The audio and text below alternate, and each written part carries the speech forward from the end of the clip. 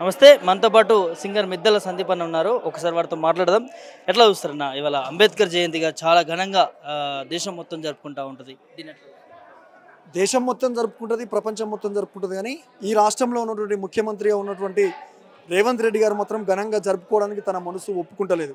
ఎందుకంటే తను అధికారంలోకి వచ్చినటువంటి తొలినాళ్లలోనే కేసీఆర్ గారి ఆనవాళ్లను చెరిపేస్తాయి తెలంగాణలో అన్నాడు. ఎందుకంటే కేసీఆర్ గారి ఆనవాళ్ళు అంటేనే ప్రపంచం మొత్తం తొంగి చూసినటువంటి ఒక సెక్రటేరియట్ కావచ్చు, ఒక బాబాసాహెబ్ అంబేద్కర్ 125 అడుగుల అంబేద్కర్ విగ్రహం కావచ్చు, ఇట్లా అనేక అంశాలు తను కేసీఆర్ గారు ఆనవాళ్ళను తుడిపేస్తాను. ఈరోజు బాబాసాహెబ్ అంబేద్కర్ 125 అడుగుల అంబేద్కర్ విగ్రహానికి కంచెలతోని బంధించి తాళాలు తీయకుండా కనీసం ప్రజలు వెళ్ళి నివాళులు అర్పించే అవకాశం కూడా ఇవ్వకుండా ఈరోజు పూర్తిగా కాంగ్రెస్ ప్రభుత్వము బాబాసాహెబ్ అంబేద్కర్ గారిని పూర్తి స్థాయిలో అవమానిస్తున్నది. ప్రపంచం మొత్తం చేసుకోగలుగుతుంది, కానీ ఇక్కడ తెలంగాణలో ఉన్నటువంటి కాంగ్రెస్ ప్రభుత్వం కానీ కాంగ్రెస్ సంబంధించినటువంటి నాయకులు కానీ చేసుకోవడానికి ఇబ్బంది పడుతున్నారు.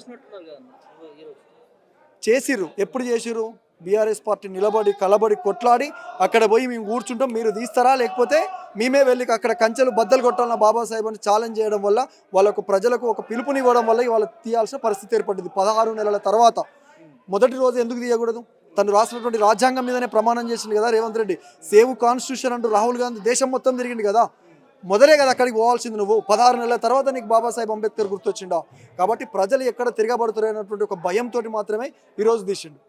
ఎట్లా చూడొచ్చు బాబాసాహెబ్ అంబేద్కర్ గారి పోరాటము అంటే వారు లేకపోతే మనకి ఈ రాజ్యాంగం కావచ్చు ఇదంతా కూడా మనం నిజానికి బాబాసాహెబ్ అంబేద్కర్ రాసినటువంటి రాజ్యాంగమే కనుక లేకుండే ఈరోజు తెలంగాణ రాష్ట్రంలో జరుగుతున్నటువంటి ఒకవైపు లగచర్ల కావచ్చు, ఒకవైపు హెచ్సియు కావచ్చు, ఇట్లా అనేక అంశాలను కేవలం తను రాసినటువంటి రాజ్యాంగం మీద మనకు నమ్మకంతో ఇవాళ కోర్టులోకి వెళ్ళి ఇవాళ ప్రజల వైపు నిలబడి ప్రజల పక్షాన్ని నిలబడి ప్రజలలో విజయం సాధించగలుగుతున్నాం. రాజ్యాంగమే కనుక లేకపోతే బాబాసాహెబ్ అంబేద్కర్ రాసినటువంటి రాజ్యాంగమే ఆర్టికల్ 3 కనుక లేకపోతే అప్పుడున్నటువంటి కాంగ్రెస్ ప్రభుత్వం కూడా ఇవ్వడానికి ముందుకు రాకపోయేది. పోరాటం చేయడానికి కూడా మనలాంటి వాళ్లకు, కేసీఆర్ గారు లాంటి వాళ్లకు రాజ్యాంగం పట్టుకునే ఆర్టికల్ 3 ప్రకారం చిన్న రాష్ట్రాలకు అనుకూలమని ఆ రోజే బాబాసాహెబ్ అంబేద్కర్ చెప్పిండని ఒక ప్రగాఢ నమ్మకంతో ఆ రోజు కేసీఆర్ గారు ప్రజలలోకి వెళ్ళి తెలంగాణ రాష్ట్రాన్ని సాధించుకోగలిగారు. 125 అడుగుల విగ్రహం, వీట్ల విగ్రహం ఎక్కడ లేదనుకుంటారు నాకు తెలిసి. దీన్ని ఎట్లా చూడొచ్చు అన్న బీఆర్ఎస్ అంటే వాస్తవానికి 125 అడుగుల అంబేద్కర్ విగ్రహాన్ని ప్రపంచంలో ఎవరు ఆలోచించకముందే కేసీఆర్ గారు పెట్టిండంటే అంబేద్కర్ గారి మీద తనకున్నటువంటి అపారమైనటువంటి గౌరవం, తను అనుకున్నటువంటి ఎస్సీ ఎస్టీ బీసీ అట్టడుగు వర్గాల ప్రజలకు అందాల్సినటువంటి ఫలాలను అందిస్తూ తన యొక్క మార్గదర్శకాన్ని ఈ ప్రపంచం మొత్తము వెలుగులు జిమ్మేలా ఈరోజు కేసీఆర్ గారు తనకిచ్చినటువంటి గౌరవంగా మేమందరం చూస్తాం. ఒక పాట పాడతారు. ఓకే.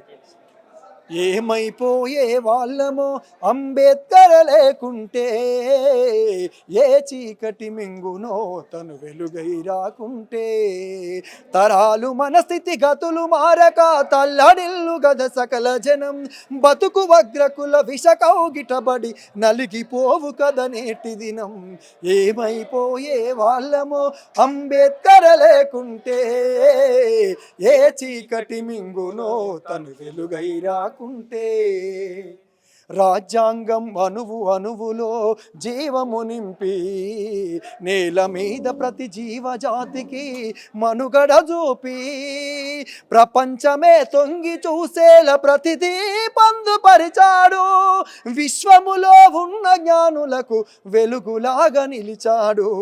ఏమైపోయే వాళ్ళమో అంబేద్కర్ లేకుంటే, ఏ చీకటి మింగునో తను వెలుగై రాకుంటే.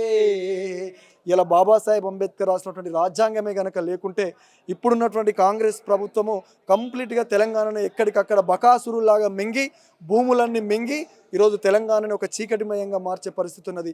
కేవలం తను రాసినటువంటి రాజ్యాంగంతో ఇవాళ ప్రజల పక్షాన ప్రజల కోసము కేసీఆర్ గారి నాయకత్వంలో మేమందరం ముందుకెళ్తూ మరొకసారి బాబాసాహెబ్ అంబేద్కర్ ఆశయాలకు అనుగుణంగా పోరాటాలకు ముందుకెళ్తున్నాం. జై భీమ్, జై తెలంగాణ.